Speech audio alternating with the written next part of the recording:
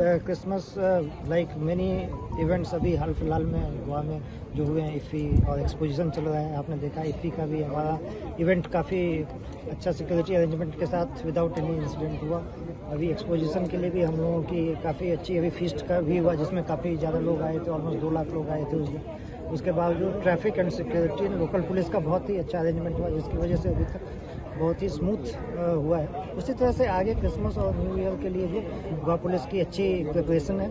जहाँ पे भी फुटफॉल ज़्यादा होगा, जहाँ पे भी रोड के ऊपर क्राउड ज़्यादा होगा, वहाँ पे डेफिनेटली हम लोग एक स्ट्रॉन्ग पुलिस अरेंजमेंट रखेंगे, और चाहे उसको पेट्रोलिंग के लिहाज से या एंटी टेरर या फिर क्राइम प्रिवेंशन के हिसाब से तमाम चीज़ों को ध्यान में रखते हुए स्ट्रॉन्ग और रॉबस्ट पुलिस अरेंजमेंट लगाए जाएंगे।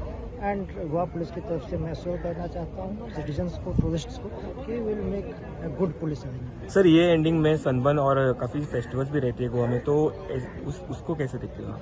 जो भी चीज़ और जो भी इवेंट ऑर्गेनाइज होगा उसके लिए अच्छे इंतजाम लगाए जाएंगे, ठीक है ना।